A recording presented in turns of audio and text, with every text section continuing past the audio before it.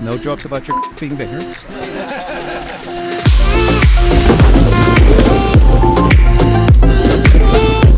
So today we are going to continue this journey to go from scratch to scratch golf.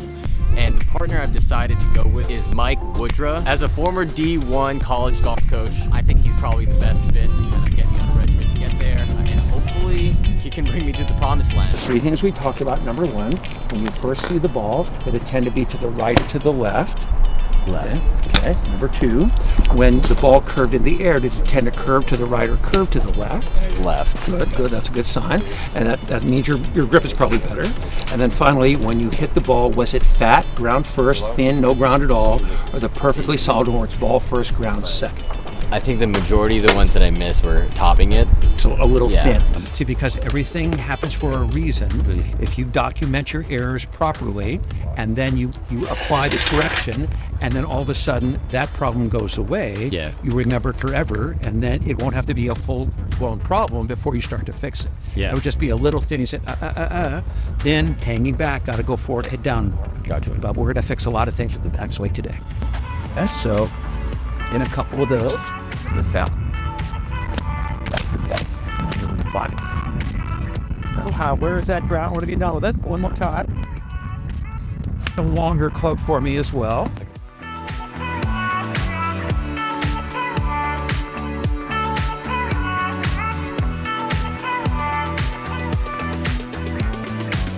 Right there, handle in, club head out. Don't let the club get behind your hands. See, when you're right here, if the club was a gun, it would still be shooting you. That's the feel. But see, right on the buttons in your shirt. More time. Look in the mirror the whole time. Slowly. There it is, right on the buttons. See it? Yeah. Good. Now from there, put it behind you. You do it. Get it to that place where it's on your buttons. Perfect. Now behind you. Also way back. Yeah. See how you can see the club face on that side of the shaft? That's really good. That's where it should be. Good. Beautiful. That's what you're going to look for in the air. Okay. Good players have the hands maybe an inch higher at impact than an address. Bad players may be 6 to 8 inches higher up. That position we just looked at in the mirror, though, over the past 50 years or so, has become known as, quote, the flat left wrist. And you can see why they might call it that. Here it is. It's called the swing guide, G-Y-D-E. Now here's how it works. You take the device and you put it over the shaft of the club and you slide it onto your grip. Every grip in the world has a first line on it. Okay. So you position it so that it's the edge of the device is on the line. You have to make the little spine here be parallel to the leading edge of the club face. So that's too far right, that's too far left, and that is perfect right there. And I try to bring this thing up to hit my arm. I don't bend that way. Okay. If I put my thumb over where it's supposed to go, I have a much bigger range of motion. Okay. So that's that extra bit of power that we're going to have. If it's on your arm, it's correct. If it's between your arms, it's too open, causing a slice. If it's outside your arms, it's both too closed and it's not flexible. Want to know what a perfect swing feels like? Put this thing on your arm with just one hand and then throw it by, and it will find your arm on the other side every time. Going to be okay when we do it. But now watch, I'm going to take one back and miss. Oh, I'll put it on instead. And then I'll come over here and it'll miss. Oh, I'll put it on again. So don't miss an opportunity to let it tell you something that it wants to tell you. Make sure you're coming from this angle. Pad first, thumb second, and fingers last, bang. Now immediately pull this up a little bit, okay? So with the hand up here, pull it towards your arm. Yes, you do bend that way. Good. Now add the right hand. Okay, get the 3 in a row. Very good. Now bring it down here. Now bring it up and hit your arm with it. Straight up, straight up. That's it. Yes.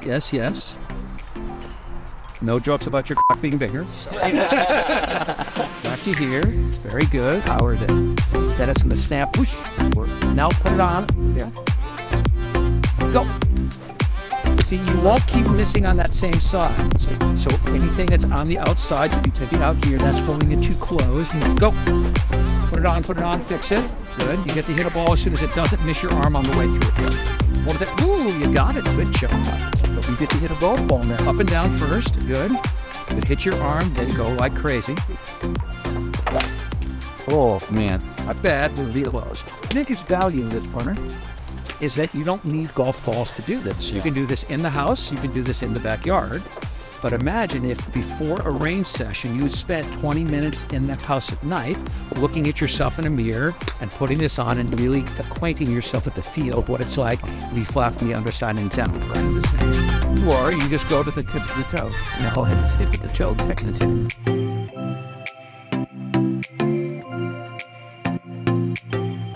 Just on your back so you can feel it. Now I want you to make a backswing and stop. Boom. Feel that scraping? Okay, I want you to pick your left foot up off the ground and hover in the air, please. Now, here's what should have happened. This spot should have stayed still. Now make another backswing and to the left. Now that may seem overly simplistic, but the flaw which is correct in there is the dreaded reverse shift. Stay still, then when you turn, you leave weight on the left side at the top of the backswing.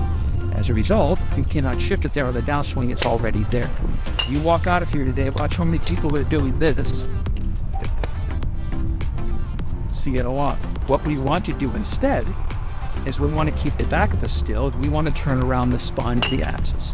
If you do it well, from this angle, 3 things will happen.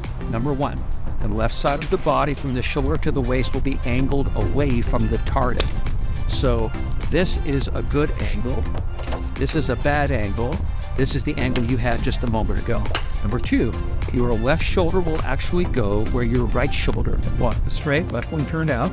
Get the heel farther back. Good. Shaft with the belt buckle with it. That is good. It should feel pretty tight. Good. Excellent. Down. Go up here. Good. And then bring it back. See, if you have it vertical enough, if you take it back, and it's vertical here and it's in the zone, it's going to get lower, isn't it? Yeah. And if it's low like this and you don't turn, you're going to hit way behind it and leave it way right. Yeah. If you hit one fat one, you hit 5 thin ones because you don't want to hit the ground back there. The moment the club drops down here, then you have to go get the water. That's it. And smash. Yes, that's it. Coming at it. Yes, good. That's it? Well, no, see, it used to be too steep because you were low to high. Yeah. Now that you're steeper to flatter, it's not too steep anymore. And still no ground contact. No ball, no ball, no ball, no ball. Oh, you gotta hit the ground again. Get the water bottle, get your upper part. Yes. See, when the ball's there, you think you need to get under it. You don't. You need to smash down on it. Here we go. Yes. So if you ask the average person what coming over the top means, they usually say, oh, that's when you open your shoulders into the shot and you pull it left. No, coming over the top is being low to high. Yeah. So the moment you're steeper to flatter, by definition, you have not come over the top. So if you think opening your shoulders into the shot is coming over the top, you should try to. Oh my God. Okay, Mike. Great job. Look, I appreciate it. Like I said, Mike's going to be my new coach. And so, definitely subscribe, drop that like. Hopefully you guys learned a thing or two because this entire lesson was mind-blowing.